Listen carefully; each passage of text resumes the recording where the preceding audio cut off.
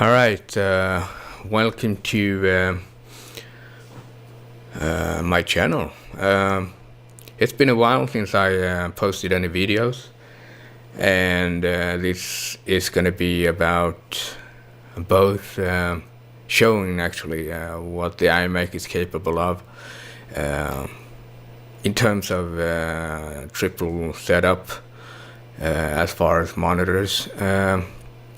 I use a standard computer, which is a i7 Core i7 second generation, early 2012 year model, and it has 16 gigabytes of RAM and a 2 gigabyte graphic card, AMD, and it's set up as you can see for Eyefinity, which allows me to stretch the image into 1 over 3 monitors, and they're all at 27-inch each, and I'm running a resolution of 5000 something to 180. So we're going to do some flying over Honolulu, Hawaii, with a Swedish-built Saab JAS 39c Gripen, single-seater jet fighter, Swedish built. It is a 4.5 generation aircraft, which means that it's almost like any of the latest stealth fighter, although it doesn't have the stealth capabilities. It's a single engine fighter, and it has pretty good maneuverability, although not vector thrusting. And this is actually an add-on made by a Aerosoft company, and it's not a user-made version. It's somewhat as realistic as possible within the limits of Flight Simulator X. And all right, here we go. We're gonna be doing some nice flying, hopefully.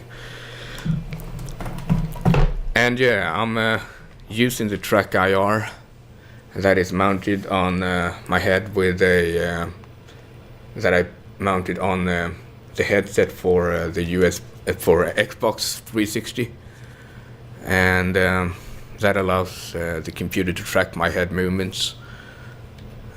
As you can see, I can look around, look over the dashboard, lean my head, look at all the instruments, and so on, allowing me to get a little bit more of immersiveness.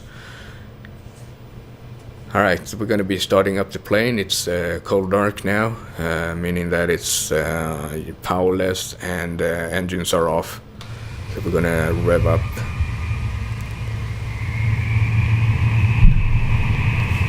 Putting the parking brakes on could be a good idea. Throttles down. And what we're looking for here is the engine. There we go, it's revving up. We can let go of the engine starter and let the temperature build up to a little over 40. And have it stable, and then you can set off. In the meanwhile, we're going to be putting the heads-up display on. All the buttons function the way they should do. So now that we have everything we need to know, and engine seems to be running perfectly nice, building up some heat, and we are set to go, except for that I need to plug in the force feedback power to the joystick. So if there's any rattling sound, that will be the force feedback engine that you hear. Alright, full throttle, parking brakes are still on, and we release. And yeah, I put the weather on realistic, so it gathered some real weather info. and put it in here. So what we see should be somewhat the weather we have in Hawaii Honolulu at the moment. Picking up some speed and gears up.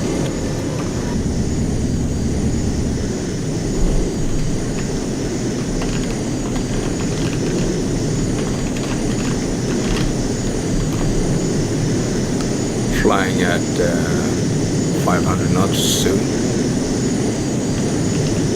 0.76 Mach. And this, ladies and gentlemen, is the Honolulu City version of Flight Simulator. What it does is that it generates a lot of buildings from reading of the maps, satellite maps, and that way it allows to show buildings somewhat where they should be. We're going to do a right-hand turn here, and the track IR seems to lose track here. The good thing is that you can reset the track IR with the button while in flight. That way we always center our view whenever we want it. Alright, to the right we have the Honolulu International Airport that we took off from, and I'm going to try to fly below the clouds so that you can see. But in front of us we should have the bay known also as Pearl Harbor, and you can see some warships down there. And to the right we have the MSS Arizona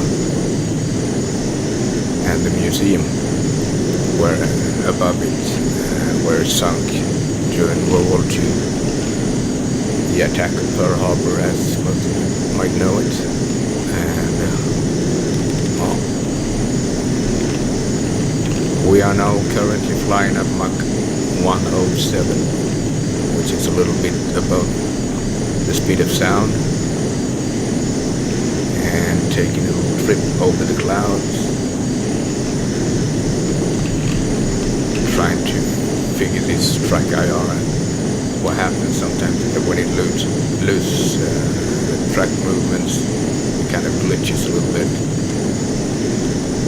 So that's what happens sometimes.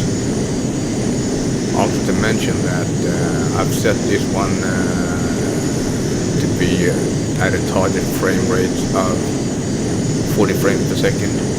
It can actually go above.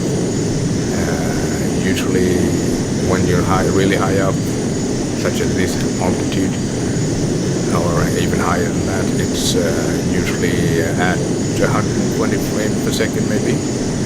But whenever I pass a generated terrain area, it goes down to maybe 28 frames per second at lowest, and that is a huge gap, and it causes a little bit of a lag due to the drop of frames, although 28 frames per second is pretty smooth as well. But due to that, I restricted the frames per second to 40 frames per second. So that kind of gives me a little smoother ride, which is of course important when you're flying or in any game where you need the fluid smoothness, sort of speed.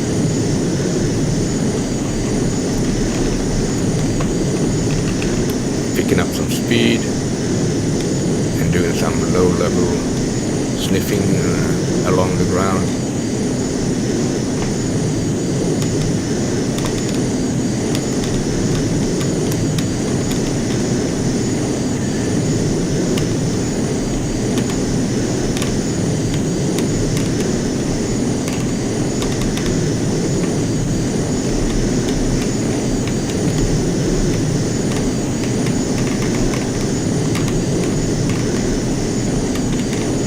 And do a little around suburbs and the nearby areas of Honolulu. So yeah, doing commentary as well during simultaneously as I'm flying or whatever game I'm doing. It's not as easy as it may seem, and it is what it is, and it is what you get. And I know some people like it that way, so I'm gonna stick with it and do my commentary. Hopefully not mumbling too much. Seems to be a little foggy over Hawaii. After all, it is being generated accordingly sort of to what weather condition there might be as we're flying in real time. So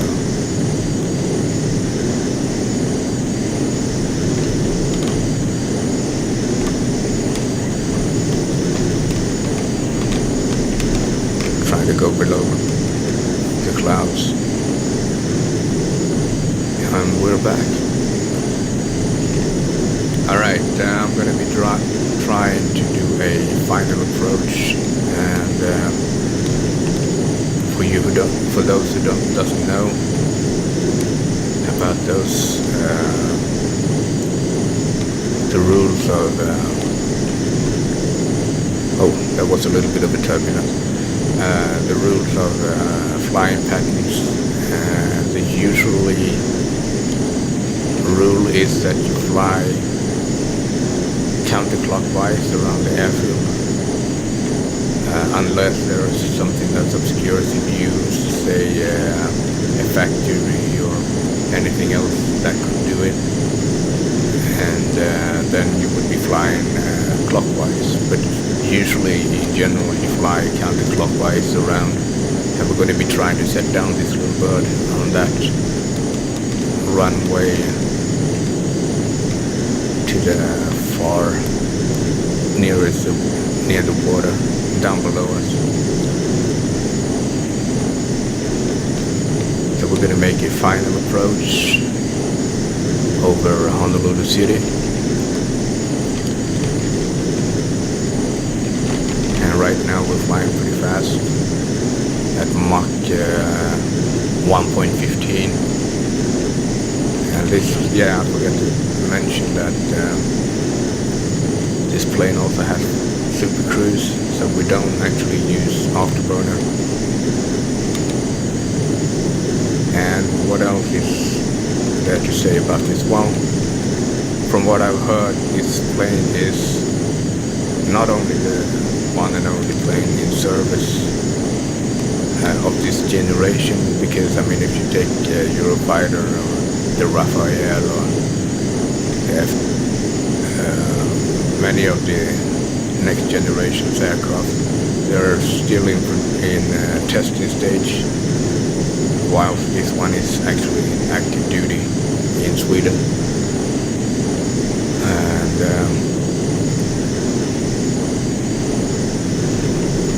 the cool thing about this one is that it's in the lead of the technology when it comes to linking up to each other, meaning that you don't actually have to have AWACS or any second-hand relays in terms of stations or anything like that. So what it does is that if I see something on the radar, it'll automatically translate that and transmit it to any other jet fighter such as this one, so that what I see here, anyone else in the area knows about. And well, they forgot to put in, or maybe they couldn't, but this one also has a sensor that allows it to pull up should the pilot faint, and the plane would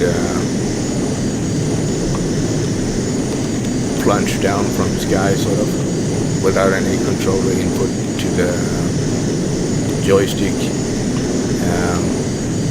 it'll automatically pull up and prevent the plane from crashing. It is a fly-by-wire, of course, in stable configuration, compensating computers, controls plane from basically falling down from the sky. It also adds the positive thing, and that is that it makes it very agile. So you can actually make a very sharp turn without, even at these speeds. Okay, so now now the flaps are out, and we're gonna make a final, reducing speed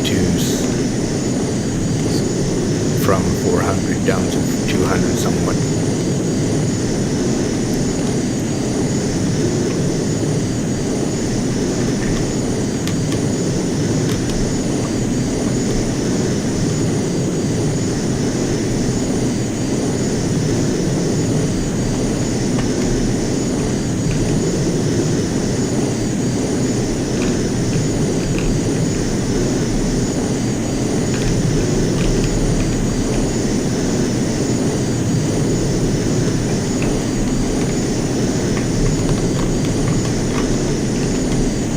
You can hear the force feedback motors working their way. It's a little bit of turbulence here, so I'm constantly trying to keep the plane stable.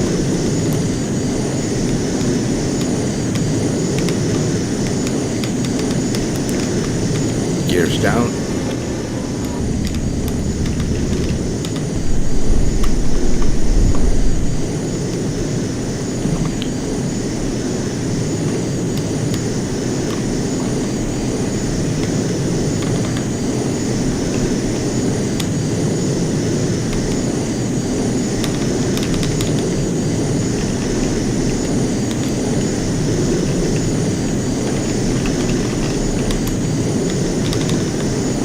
And then work on the rudder. Full flaps. And trying to land about 120 knots at speed. And level out.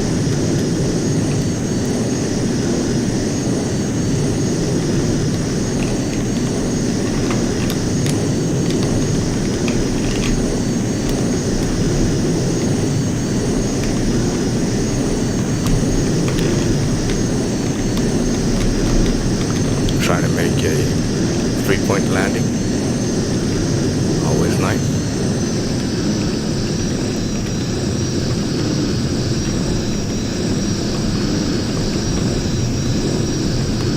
Bouncing off a little bit. Throttle down.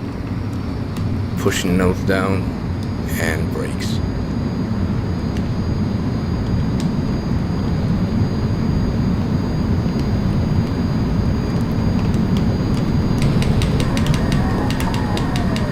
And then flaps up. And there we have it. Now we power down. And we can actually open the canopy. It's always a nice thing to get a little fresh air after a flight. Alright, and we can take a look at the actual landing itself by doing some instant replay, and we can go back maybe 130 seconds. Should give us a nice view, and do a tower view. That's always nice. Or maybe flyby.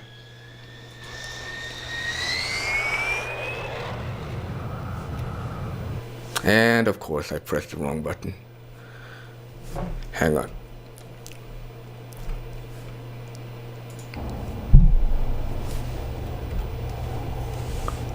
There you go.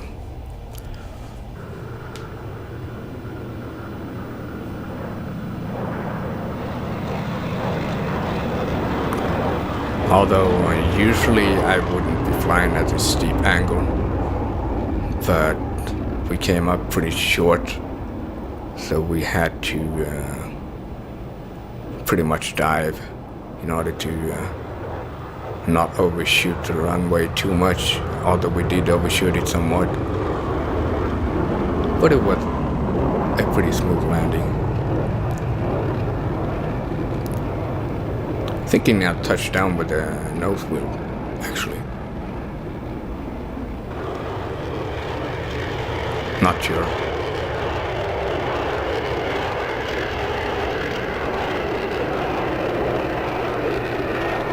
Yeah, I think I did.